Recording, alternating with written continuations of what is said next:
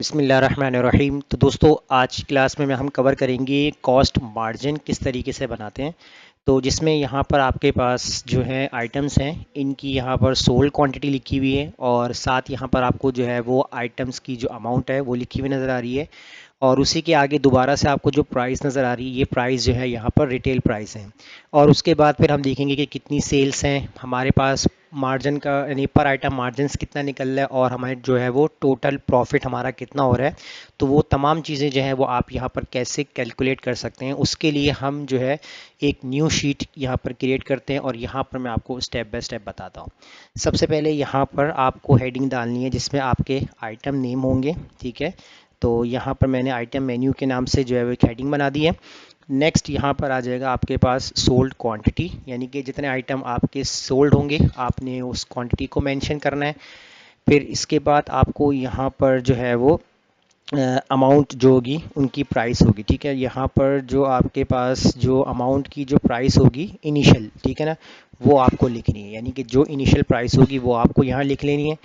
फिर इसके बाद आपको यहाँ पर ऐड कर लेना है आपके रिटेल प्राइस, ठीक है, यानी कि जो आप रिटेल प्राइस ऐड करेंगे जिससे आपका जो है वो मार्जिन यानी आपका प्रॉफिट निकलेगा, तो वो आपकी जो है रिटेल प्राइसेस के अंदर आप ऐड करेंगे। फिर इसके बाद यहाँ पर आपने जो है वो सेल्स का एक कॉलम क्रिएट करना है। सेल्स के बाद फिर आप यहाँ पर ऐड करेंगे मार्जिन पर आइटम, ठीक है, कि आपको पर आइटम के हिसाब से कितना मार्जिन मिल रहा है वो आप उसकी डिटेल ऐड करेंगे। और लास्ट वन यहाँ पर आप ऐड करेंगे अपना टोटल प्रॉफिट। तो ये कॉलम्स आप जो है वो क्रिएट कर लेंगे। अब आप यहाँ पर जो है वो कितना आपको डाटा चाहिए, कितने आपको हाईलाइट चाहिए, आप यहाँ पर अपने हिसाब से बना सकते हैं। अब अगर आपको यहाँ पर मेन्यूज़ अगर आपको समझ नहीं आ रहे कि कितने मेन्यूज़ लिखें, क्या क्या लिखें, तो आप जो है चैट जीपीटी की हेल्प ले सकते हैं। तो जैसे कि हम यहाँ पर कोटेशन बना के यहाँ पर ऐड कर देते हैं कि एक्सेल में ग्रॉसरी आइटम नेम की लिस्ट बनाकर दो, ठीक है, और बनाकर दो, नेम की लिस्ट बनाकर दो। अब जी हम यहाँ पर कितनी लिस्ट चाहिए, ठीक है, वो भी हम बता देते हैं। एट लीस्ट या तो कम से कम, या हम कर देते हैं इसमें एट लीस्ट 20 लिस्ट, ठीक है, ताकि हमें जितनी रिक्वायर्ड होगी हम यहाँ पर लिख लेते हैं, क्योंकि यहाँ प्रैक्टिस कर रहे हैं तो इसीलिए यहाँ पर आपको थोड़ा क्लियर भी होना चाहिए। तो यहाँ पर अच्छा ये इसने दे दिया, हमें उर्दू में दे दिए, इसको हम यहाँ पर लिख देते हैं इंग्लिश में, ठीक है।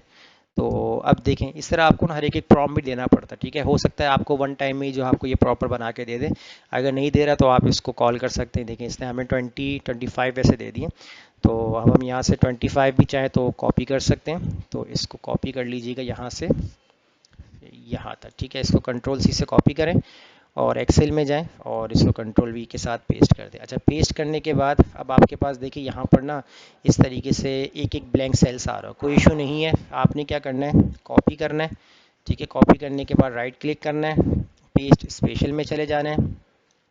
अच्छा, पेस्ट स्पेशल में जाने के बाद यहाँ पर देखें आपके पास ब्लैंक, ठीक है, यहाँ ब्लैंक नहीं आ रहा, कोई मसला नहीं, या आप चले जाएँ यहाँ पर सॉर्ट सेलेक्ट एंड फिल्टर, हाँ इसमें चले जाएँ, गो टू स्पेशल के अंदर चले जाएँ।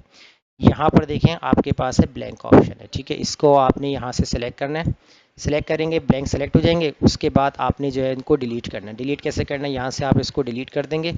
तो जैसे ही डिलीट करेंगे तो ये देखें सारे आपके ब्लैंक सेल जो हैं वो डिलीट हो जाएंगे, ठीक है। अब बाकी की जो नीड नहीं है आपको, तो आप इनका साइज़ इस तरीके से बड़ा करके इनको एडजस्ट कर सकते हैं। थोड़ा सा हम इसको इस तरीके से मैनेज कर लेते हैं।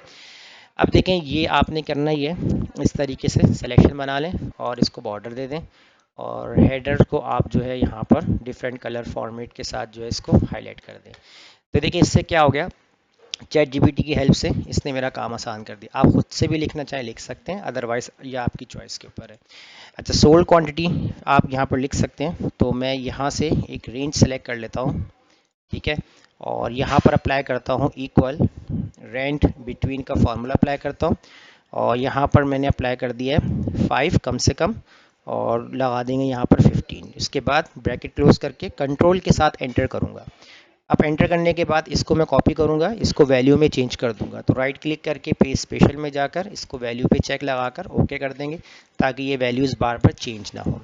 अब इसके बाद आती है यहाँ पर आपके अमाउंट प्राइस। अमाउंट प्राइस अगर आपको निकालनी है तो वो भी आप चैट जीपीटी की हेल्प दे सकते हैं। तो अब हम यहाँ पर बोल सकते हैं नेम लिस्ट की प्राइस बनाकर दो, ठीक है। तो यहाँ पर अगर हम इसको इस तरीके से कोटेशन देते हैं तो देखें एक्सेल हमारी क्या हेल्प करता है।